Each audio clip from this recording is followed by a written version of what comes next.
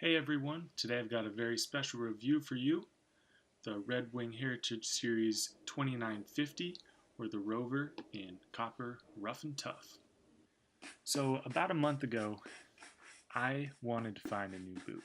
Never really been a boot guy. I always thought that boots were heavy and clunky and they kept my feet really hot, but the only boot I had was some old Merrells that I had for about 7 years, use them for hiking, use it whenever the snow came out, but I really wanted something new, and so I went to the mall, tried on every boot I could find in the entire mall to try and find the best boot for me. Being from Minnesota, I definitely seen Red Wings around, looked on their website a few times in the past, but none of the styles really jumped out for me, so they kind of weren't on my radar. But when I was at the mall, I went to Nordstrom and I saw this boot, the Rover. This boot to me just looks perfect. So throughout this review, I'm going to compare it to the Iron Ranger, but one of the things that really attracted me to this is this nice round toe. I didn't really like a mock toe. If you look at the Iron Ranger, they've got the cap toe, which is okay, but I really like the smoothness of the round toe. By the way, this Iron Ranger is actually my housemate's boot. But as you can see here, no matter which boot you buy in the Heritage line, the stitching is always going to be great. It's this quad stitch here, real strong, never going to tear. Looking back at the Rover, I want to highlight a couple of things about the construction of the upper. So, like all these Red Wing boots, they've got the nice triple stitching up on the front here. And the next thing I want you to notice is that the back here is going to be one piece of leather with an extra some protection on the heel with this long piece on the back just stitched and attached right onto it. So another aspect of the heel of this boot is that on the inside there's an extra layer of leather for the heel cup, and you can see there's the seam for it right on the back there, but it's flat, and that's because that piece of leather is stuck on the inside. And that leads to my chief complaint here is that there's a lip. So you can kind of see right here that there's a lip that pops up in the back, and my heel has been kind of catching on it, and it's creating blisters. There's also a seam for the vamp, and you can see the cloth vamp in there.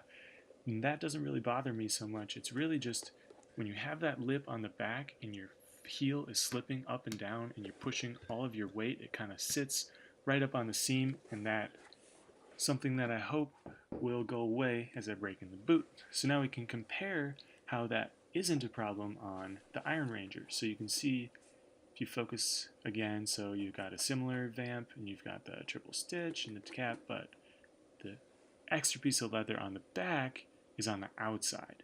So if you look back on the inside, there is no seam. There's only the stitching. You have that full smooth piece of leather, so you're not going to get the back of your heel grinding into the lip like you do on the Rovers. Stylistically, one of the biggest things you'll notice is that the Iron Rangers here have kind of a downward sloping top and kind of a rounded top, which is a little more dressy, a little more feminine in my opinion, whereas the Rovers, they even have a slightly upward sloping top and a very sharp corner downward slope coming off the top. To me, that shape is what really makes the Rover look like a real boot. So you can see also here on the Rover, the top has this nice little strip of dark leather all the way around the rim, which gives you an extra layer of protection. Another thing that I really like about these boots are the eyelets, nice brass eyelets, and the speed hooks, which to me are a must. I like to come in and out of my shoes a lot during the day, so it's important to have those speed hooks so you're not spending all day trying to get them on and off. Finally, the tongue is gusseted, which to me is extremely comfortable because there's no doubling up of the tongue. It's not shifting from side to side, although it does make it a little bit difficult if you have tall feet to get in and out of the boot. The footbed's going to be full leather, which is really hard as a rock right now, but I'm excited for that to break in. Another thing I love about these boots is the crepe wedge sole. Here you can see they say cushion on the bottom, which is pretty funny, but these are going to be a lot easier to break in than the Iron Rangers. You can see it's pretty flexible over just a half dozen wears so far, but I think that really rounds out the look of the boot. compare that to the Red Wings here, who have the mini lug Vibram. That's going to be a lot stiffer, even with this year-old boot, still pretty stiff.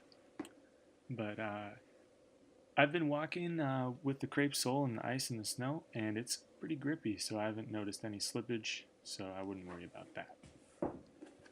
One of the last things I want to talk about with you guys is sizing. So I had read a lot online about sizing a half down. So I am a 10 in Nikes, sometimes 10 and a half, and I bought an 8 and a half in these boots. Originally I'd gotten a 10 on eBay, pretty much brand new for $150, so I was super excited about that, but when I put them on, they felt like boats on me. It was ridiculous. So sold them to someone else on eBay, went into the Red Wing store and just ponied up a full ticket to get the right size. Sizing down to 8.5 was a bit of a risk because it was a little tight on the sides right there. A little pain from the seam with really thick socks, but I'm hoping the boot's going to stretch out. It's never going to stretch long, but it's going to stretch out sideways and up, so I think it'll be good. Hey guys, thanks for watching. I think I'm going to do another review in about 6 months once they're real broken in. See if some of those things I was worried about have gone away. Otherwise, leave a comment if you have any questions or if you have any experiences of your own with these boots. Otherwise, I hope this review helps you make a decision if these are for you.